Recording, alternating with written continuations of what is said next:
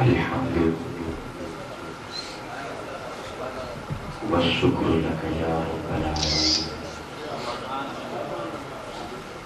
والصلاة والسلام علیک یا سید الانبیاء واشرف المرسلین وعلی آلک واصحابک وازواجک وآبائک واجدادک وامہاتک یا سیدی یا رحمت للعالمین اما بعد فاعوذ باللہ من الشیطان الرجیم بسم اللہ الرحمن الرحیم هو الذی یصورکم فی الارحام کیف یشاء صدق اللہ مولانا العظیم۔ حصول برکت کے لیے تمام غلامان مصطفیٰ نہایت محبت احترام اور ادب کے ساتھ بارگاہ سرور کونین میں درود و سلام کا نذرانہ پیش کرنے کی سعادت حاصل کر لیں۔ السلام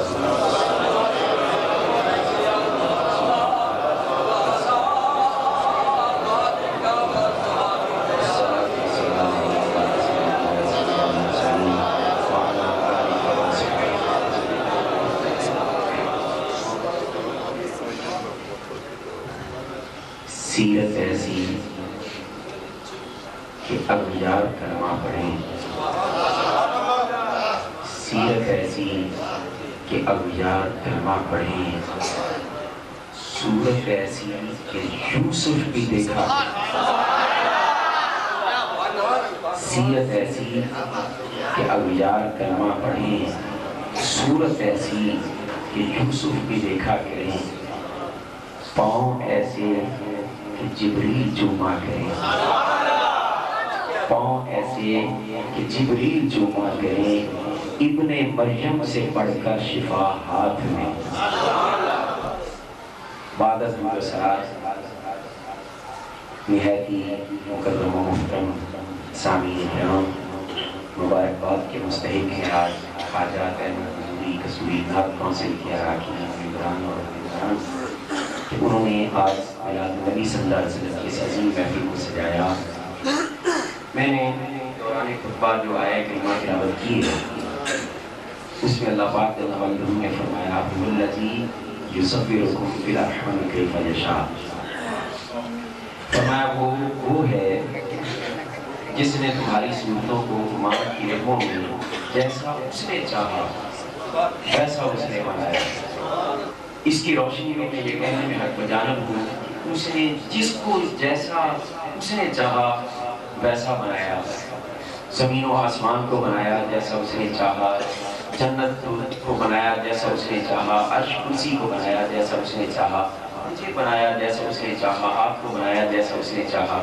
اسی لیے میں کہا کرتا ہوں کہ خدا کے لیے آج کے بعد کسی کو رنگت کی بنیاد پر، مالیت کی بنیاد پر، حیرت کی بنیاد پر حقارت کی نظر سے نہ دیکھنا، اس لیے کہ جس کو تو حقارت کی نظر سے دیکھ رہا ہے خدا فرماتا ہے میں نے تجھے اپنی چاہت سے بنایا ہے۔ ان اندھیروں کو حقارت کی نظر سے دیکھنے والوں، ان اندھیروں کو حقارت کی نظر سے دیکھنے والوں، اجالوں کا پس منظر بڑا تاریک ہوتا ہے۔ تو جس شے کو اس نے خلق کیا جیسا اس نے چاہا ویسا بنایا، مگر کائنات عالم میں ایک ہستی ایسی ہے، فرمایا کہ لوگوں جس کو بھی میں نے بنایا جیسا میں نے چاہا، مگر اس کو میں نے بنایا جیسا اس نے چاہا۔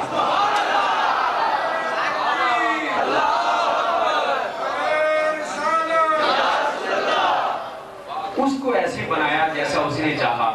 اب کوئی کہے کہ یہ تو محض ایسے لفاظی آپ کا کہے ہیں، نا لفاظی نہیں ہے، حدیث مرفوع تقریری میری دلیل ہے۔ حدیث مرفوع تقریری، حدیث مرفوع تقریری وہ درجہ رکھتی ہے کہ آقا کے سامنے کوئی کام ہو، کوئی بات ہو، آقا اس پر چپ کر جائیں، منع نہ کریں، وہ حدیث مرفوع تقریری کہلاتی ہے، یعنی وہ بھی آقا ہی کی حدیث ہے۔ مگر یہ وہ حدیث ہے، یہ وہ اشعار ہے کہ آقا کے سامنے پڑھے گئے، آقا صرف چپ نہیں رہے بلکہ شاباش ادا فرمائی۔ اور بتانا یہ چاہتا ہوں کہ رب دو جہان نے اپنے محبوب کو کیسا بنایا۔ حضور کے معروف نعت خوان، نعت گو حضرت سیدنا حسان بن ثابت رضی اللہ تعالیٰ حضور نے سیدنا حسان بن ثابت سے فرمایا کہ حسان، حکم ہوا جی میرے آقا، فرمایا میری نعت سناؤ، میرا ذکر سناؤ۔ حسان بن ثابت ذکر سنانے لگے۔ حضور دلچسپ بات، حضور نے فرمایا کہ حسان ابھی رک جاؤ، میرا منبر قریب لاؤ۔ یہ کرسیوں پہ بٹھانا یہ بھی پرانا شیوا ہے، آقا کے ذکر کے لیے منبر پہ بٹھانا، کرسیوں پہ بٹھانا یہ بھی پرانا شیوا ہے۔ فرمایا میرا منبر قریب لاؤ، منبر قریب آیا، فرمایا حسان میرے منبر پہ کھڑے ہو کر میری نعت سناؤ۔ کریم آقا میرے تصورات کی دنیا میں عرض کیا آقا، حسان آپ کے غلامی تو ہیں، اور غلامی کی معراج یہ ہے کہ آپ کے قدموں میں بیٹھے۔ اگر حسان آپ کے قدموں سے چمٹ کر آپ کو نعت سناتے، ان کے لیے تو یہ بھی احساس تھا۔ اس لیے یہ سچ کہا کہنے والے نے کہ میری معراج، تیری معراج کے تو راہ و کرم تک پہنچا، میری معراج کے میں تیرے قدم تک پہنچا۔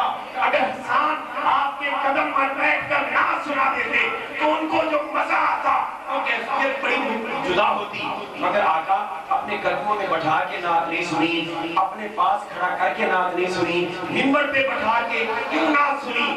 جواب آتا ہے اس لیے کہ رب دو جہاں نے مجھے جو علم کی طاقت دی ہے اس کی روشنی میں دیکھ رہا ہوں، کیوں جو زمانہ گزرے گا میرے ذکر کی محفلیں بڑھتی چلی جائیں گی، میرے ذکر بڑھتی چلی جائیں گی۔ بلن آخرت خیر اللہ کا من الدنیا کی تفصیل جو نظر آئے گی، جو لوگ روکیں گے ذکر کی وجہ سے بڑھے گی، قسمیں بن جائیں گی، لوگ بڑھ چڑھ کر ذکر مصطفیٰ کریں گے، اس کے لیے اہتمام کریں گے۔ جب اہتمام کریں گے، لائٹنگ کریں گے، سجاوٹ کریں گے، منبر بچھائیں گے، اسپیکر رکھیں گے، گاؤں تکیے لگائیں گے، مشاہد کو بلائیں گے، اس وقت ایک طبقہ میری امت میں ایسا بھی پیدا ہو چکا ہوگا جو کہے گا یا ذکر مصطفیٰ کرنا ہے تو کر لیں، مگر اس طرح کریں جس طرح دو آدمی بیٹھ کر کتاب کو پڑھ لیتے ہیں، سادگی سے کریں۔ آپ اتنا اہتمام کیوں کرتے ہیں، اتنے اخراجات کیوں کرتے ہیں؟ فرمایا آج حسان کو منبر پہ بٹھا کے نعت اس لیے سن رہا ہوں تاکہ دنیا کو پتہ چل جائے میرے ذکر کی محفلوں کے لیے اہتمام کرنا کوئی نیا کام نہیں ہے، میں محمد کی سنت ہے۔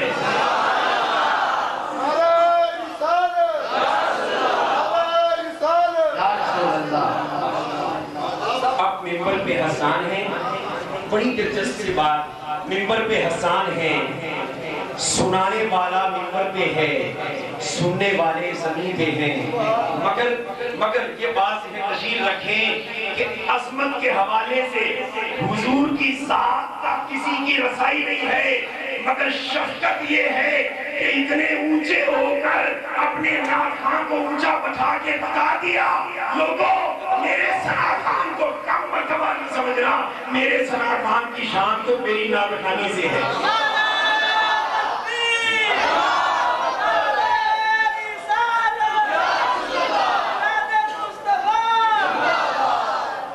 اسی لیے حسان بن ثابت بھی اس رمز کو سمجھتے تھے نا، وہ کہتے ہیں ہاں بھیا کوئی یہ نہ سمجھے مائی مدحت محمدًا بمقالتی ولیکن مدحت مقالتی بمحمدی، مجھے منبر پہ بیٹھا دیکھ کر کوئی یہ نہ سمجھ لے کہ میں اونچا ہوں وہ نیچے ہے۔ فرمایا نا، میں جو شعر پڑھ کے آقا کا ذکر کرتا ہوں تو یہ آقا کی مدح و ثنا میں اپنے شعروں سے نہیں کرتا، بلکہ حضور کا نام لے کر اپنے شعروں کو سونا بنا لیتا۔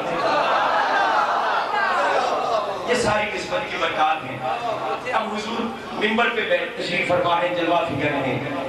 اب یہاں پہ میں یہ بھی عرض کرتا چلوں، نعت مصطفیٰ، ذکر مصطفیٰ سنانا بڑی سعادت ہے، بہت بڑی سعادت ہے، مگر ذکر مصطفیٰ سنانے سے زیادہ ذکر مصطفیٰ سننا عظمت کی بات ہے۔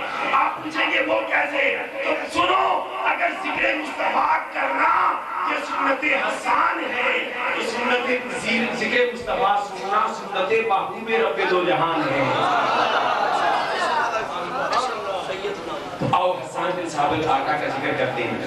یہاں میں تھوڑا سا ایک زحمت یہ دوں گا ایک بات اور سمجھانے کے لیے کہ ہم ذکر مصطفیٰ کرتے ہیں کتابوں سے پڑھ کے، ہم آقا کا ذکر کرتے ہیں تو سن سنا کے، جب پڑھ پڑھا کے، مگر یہ بات ذہن نشین کر لیں پڑھ کر بیان کرنے میں غلطی ہو سکتی ہے۔ سن کر بیان کرنے میں غلطی ہو سکتی ہے.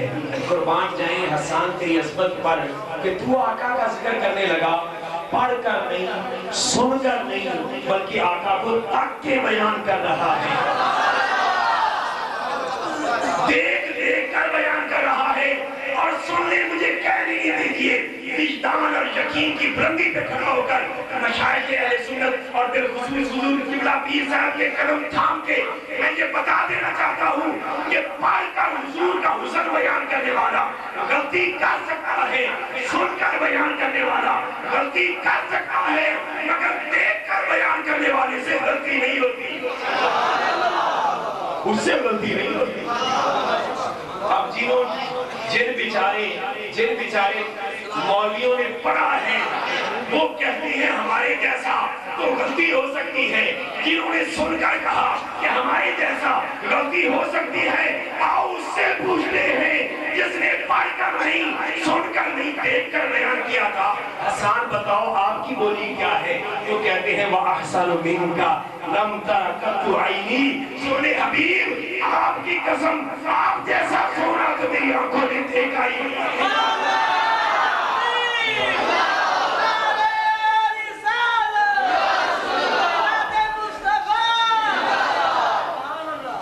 اب شاعر جب شعر لکھتا ہے تو اس کے تخیل کی پرواز بہت اونچی اڑتی ہے. حسان بن ثابت نے یہ عرض کیا، یا رسول اللہ میری آنکھوں نے آپ سے زیادہ حسین نہیں دیکھا.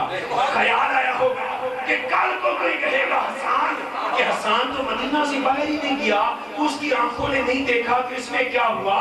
اللہ کی دنیا تو بڑی وسیع ہے، نہ جانے کسی اور کونے میں کوئی ہو، حسان نے تو جو دیکھا وہ کہہ دیا. جب یہ ذہن میں خیال آیا حسان کے، فوراً دوسرا مصرع کہہ دیا اور کمال کر دی. کہتے ہیں وَأَحْسَنُ مِنْكَ لَمْ تَرَ قَطُّ عَيْنِي وَأَجْمَلُ مِنْكَ لَمْ تَلِدِ النِّسَاءُ. پیارے حبیب نہ صرف آپ جیسا میری آنکھوں نے دیکھا نہیں ہے، بلکہ آپ جیسا حسین تو دنیا کی کسی ماں نے جنا ہی نہیں ہے.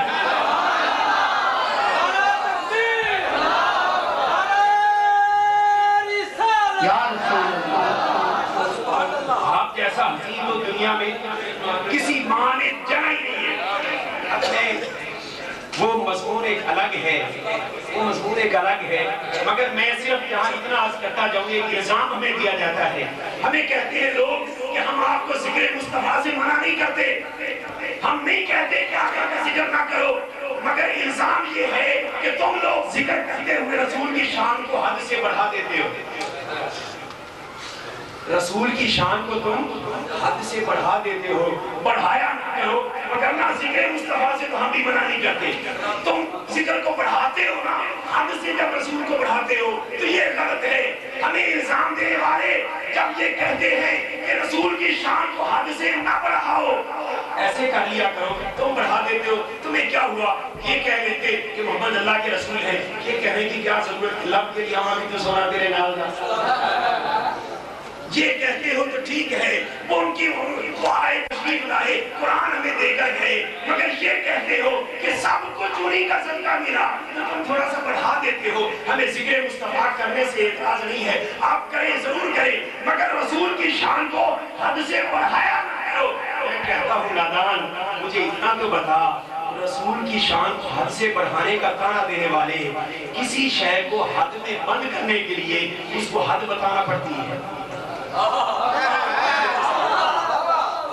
مجھے تقریر کے لیے اگر حضور قبلہ پیر صاحب ارشاد فرمائے کہ آپ نے 12 بجے تقریر ختم کر دینی ہے، ایک حد بتا دی. اب اگر میں 12:15 کی طرف جاؤں تو حد سے بڑھ گیا، تو حد پر روکنے کے لیے حد کو بتانا ضروری ہوتا ہے.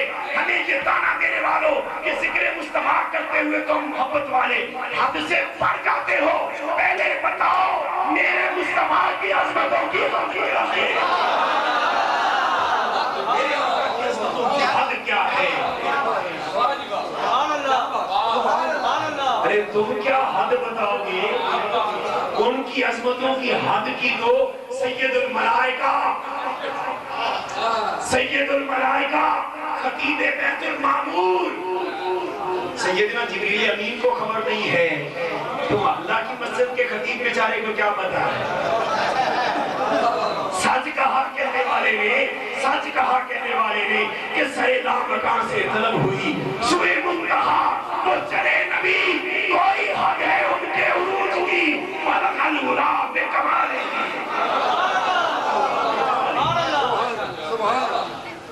اچھا کہیں پڑھاتے ہو پڑھایا نہ کرو میں نے کہا پڑھانا کیا ہوتا ہے کہتے ہیں جو نظر آئے وہ بھی بیان کا چھوڑنا یہ پڑھانا ہے میں نے کہا مبارک ہو جو تانا تم ہمیں دے رہے ہو یہی تانا پھر ذرا حضرت حسان کو بھی دے کے دکھاؤ کہنے لگے وہ کیسے میں نے کہا حسان بن ثابت کا پہلا مصرع تو وہ تھا جو دیکھا تھا کہ وَأَحْسَنُ مِنْكَ لَمْ تَرَكَتْ عَيْنِي کہ میری آنکھوں نے آپ جیسا نہیں دیکھا مگر دوسرا مصرع وَأَجْمَلُ مِنْكَ لَمْ تَلِدِ النِّسَاءُ بتاؤ حسان بن ثابت نے ساری دنیا کی ماؤں کی گود میں کھیلنے والے بچے دیکھ لیے تھے اور اگر نہیں دیکھے یہاں پہ بھی دو باتیں ہو سکتی ہیں اگر تو وہ مولوی کہے کہ دیکھے ہیں انہیں کہ نادان جس کے غلام کی یہ شان ہے کہ کائنات عالم کے ہر بچے کو دیکھ لے اس نبی کی کیا شان ہوگی اور اگر کہیں نہیں دیکھے سنیو مبارک ہو پھر بھی عقیدہ ہمارا سچا کہ نادان حسان بن ثابت جو نہیں دیکھی رسول کی شان وہ بھی بیان کر کے عقیدہ لے رہے ہیں کہ رسول کی شان کو بیان کرنے میں اس وقت تک چاسی نہیں آتی جب تک بن دیکھے شان بیان نہ کر دی جائے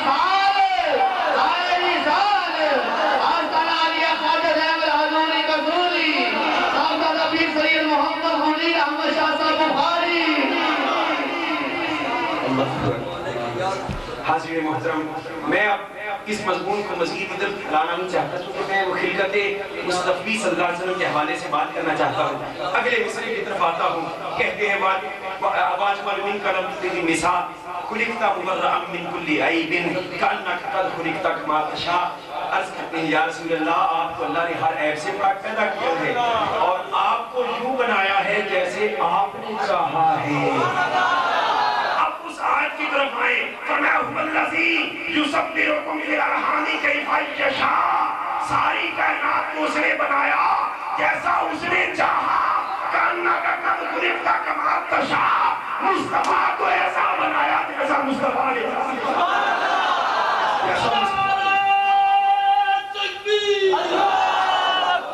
نہ بولے بھی وہ ملاد سے نہیں آیا جب بولے کعبۃ اللہ میں نعرہ رسالت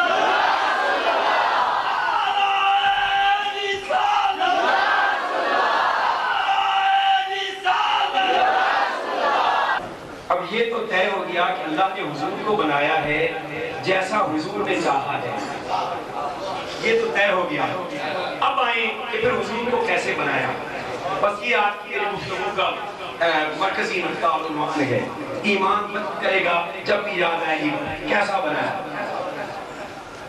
اب حضور کو بنایا حضور کی مرضی سے اور کسی کی مرضی کا کام کرنے کے لیے اس کی مرضی معلوم کرنا ہوتی ہے مجھے کوئی کہے کہ آپ کی مرضی کا کھانا کھلاؤں گا پوچھے نا میں مٹن پسند کروں گا چکن لے آئے تو مرضی کا کھانا تو نہیں کھلایا مرضی کا کام کرنے کے لیے مرضی معلوم کرنا ضروری ہوتی ہے بڑی دلچسپ بات یہ بات سے نشین کر لیں میں جو سوال جواب اب کرنے لگا ہوں یہ سوال جواب اللہ نے رسول سے نہیں کیے یہ محض آپ کو سمجھانے کے لیے کر رہا ہوں رہی بات یہ کہ اللہ خود جانتا ہے کہ میرا محبوب کیا چاہتا ہے فقط آپ کو سمجھانے کے لیے سوال جواب میں کر رہا ہوں اللہ پاک نے فرمایا ہوگا پیارے تجھے بنانا ہے تیری مرضی سے اور اس بنانے سے مراد آپ کا پیکر بشری ہے کہ دنیا میں بھیجنا ہے محبوب کیسا بناؤں عرض کی ہوگی بھائی تعالیٰ جب تو نے میرے نور کو بنایا اس وقت کوئی شے نہیں یا تو تھا یا تیرے بنانے سے میں تھا اب یہاں ایک محبت کی بات بھائی جب کوئی شے تھی نہیں یہ دیکھیں یہ رومال ہے اس رومال کو رکھنے کے لیے جگہ کی ضرورت ہے یا نہیں ہے جب اللہ پاک نے نور محمد کو خلق فرمایا شے تو تھی کوئی نہیں نہ زمین نہ آسمان نہ عرش نہ کرسی نہ جنت تو باری تعالیٰ اس نور کو بنا کے رکھا کہاں تھا نور کو بنا کے ادھر سے جواب آیا فرمایا کہ بولے کچھ نہیں تھا میں تو تھا اور کچھ نہیں تھا نازک جملہ ہے اس کو بڑے ایسے لفظوں میں استعمال کرنے لگا ہوں کہ شریف فتویٰ نہ لگے. اللہ پاک نے میں جو تھا باری تعالیٰ پھر رکھا کہاں؟ فرمایا میں نے اپنے فیضان محبت کی گود میں رکھا. اپنی فیضان محبت کی گود میں رکھا. باری تعالیٰ کیوں رکھا؟ باری تعالیٰ کیوں رکھا؟ فرمایا تاکہ میرا رنگ چڑھ جائے. تاکہ میرا رنگ چڑھ جائے. میں حدیث جابر جس میں پڑھ رہا تھا پچھلے دنوں مصنف عبدالرزاق نے امام بخاری کے زیادہ استادوں سے روایت میں وہ حدیث پڑھ رہا تھا. بار بار آتا کہ اللہ پاک کی بارگاہ میں میرے نور نے 12,000 سال سجدہ کیا. میں نے کہا یا اللہ بار بار سجدے کیوں کروا رہا ہے اور اپنی بارگاہ میں کبھی مقام محبت میں, کبھی مقام رضا میں, کبھی مقام فنا میں, کبھی مقام شکر میں, کبھی باری تعالیٰ بار بار اتنے لمبے سجدے کیوں کروا رہے ہیں اپنے مقام خاص میں؟ جواب آیا جب رنگ کرنے والا کپڑا رنگتا ہے ایک بار ڈال کے نہیں نکالتا, بار بار وہ لگواتا ہے تاکہ رنگ پکا ہو جائے.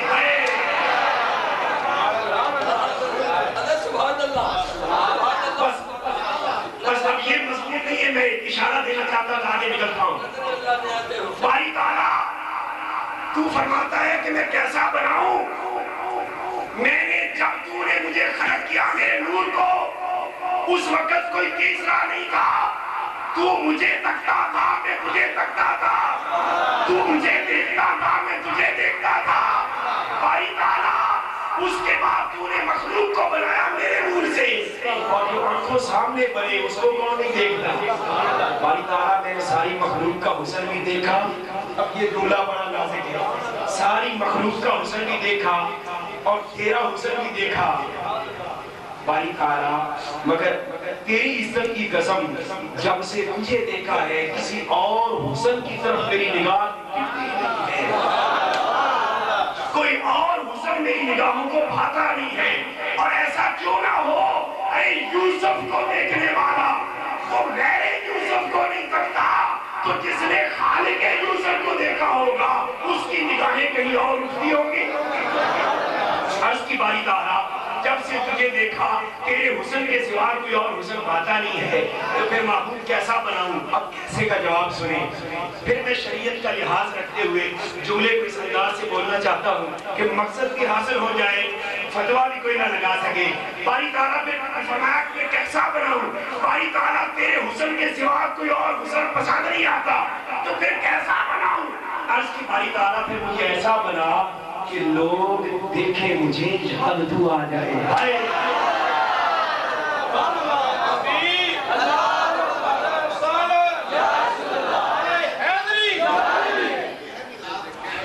اب اگر شریعت کا پاس مجھے نہ ہوتا اور زبان بندی شریعت کی نہ ہوتی, میں شاید کچھ اور کہہ بیٹھتا, مگر میں اپنے آپ کو سنبھالتے ہوئے کہتا ہوں.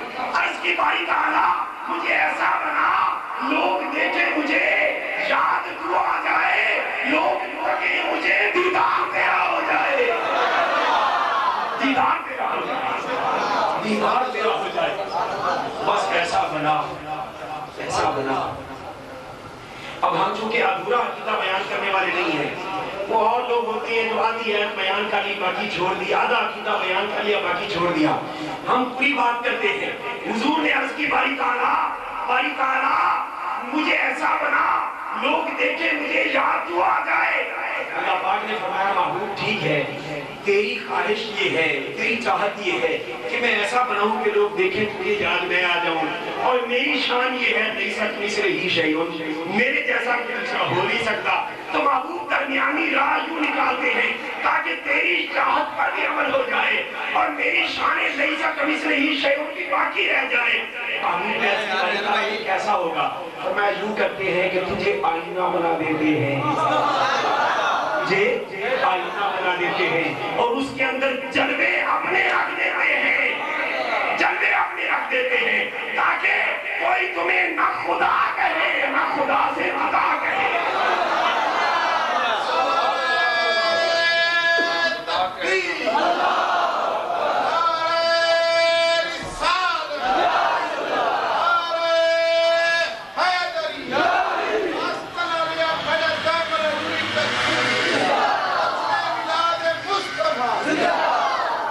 بھائی ایمان سے بتائیں، آئینہ کے اندر اگر سورج چمکتا نظر آئے تو آئینہ کو سورج کہنے والا سچا ہوگا؟ نہیں۔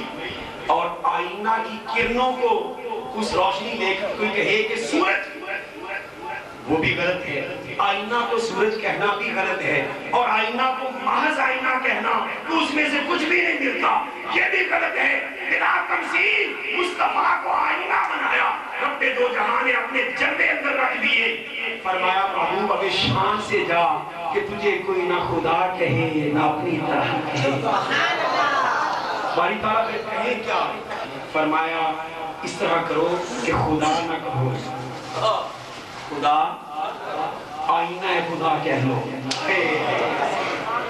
خدا نہ کہو مظہر خدا کہہ لو، خدا نہ کہو عکس خدا کہہ لو۔ اور یہی وجہ ہے کہ حضور تشریف لائے، 1,24,000 کم و بیش انبیاء آئے۔ جب قوموں کے سامنے آ کر کہا نا اللہ کو مانو وحدہ لا شریک کو، قوموں نے کہا ہم اس وقت تک نہیں مانیں گے جب تک خدا نہ دکھائے گا۔ موسیٰ علیہ السلام کی قوم نے کہا لن نؤمن لک حتی ترنا جارا، جب تک اللہ دکھائے گا نہیں ہم نہیں مانیں گے۔ مگر رب دو جہاں کی قسم، حضور کی 63 سالہ زندگی کی قسم، میرے آقا نے جب کہا کہ لا الہ الا اللہ کہو، کسی ایک نے بھی نہیں کہا کہ پہلے خدا دکھاؤ پھر مانیں گے۔ اٹھائیں سیرت کی کتابیں میں مطالبہ لگا، کسی نے کیوں نہیں کہا؟ میں نے کہا کہتا کوئی کیوں جب خدا کے جلوے مصطفیٰ بھی جو دیکھ لیے، اور کہنے والے پھر کہہ اٹھتے ہوں گے کہ سر سے لے کر پاؤں تک تنویر ہی تنویر ہے، منہ سے جیسے بولتی قرآن کی تفسیر ہے۔ کہتی تو ہوگی دنیا مصطفیٰ کو دیکھ کر وہ مصور کیسا ہوگا جس کی یہ تصویر ہے۔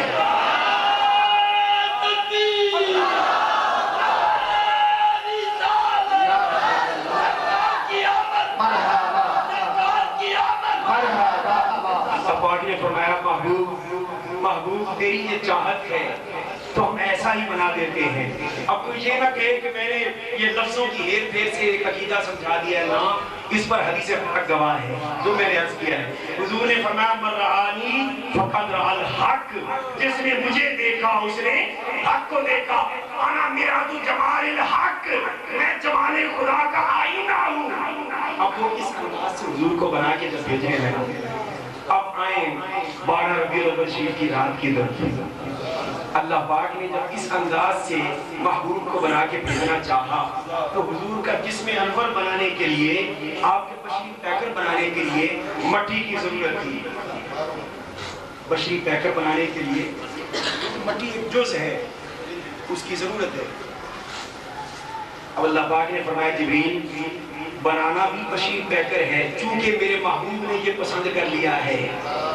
وہ کسی شاعر نے کہا، وہ نازک انداز میں وہ سمجھا گیا اس مسئلے کو کہ وہ ہر عالم کی رحمت ہے، کسی عالم میں رہ جاتے، عالم نور میں رہ جاتے، عالم افعال میں رہ جاتے، وہ ہر عالم کی رحمت ہے، کسی عالم میں رہ جاتے، یہ ان کی مہربانی ہے کہ یہ عالم پسند آیا۔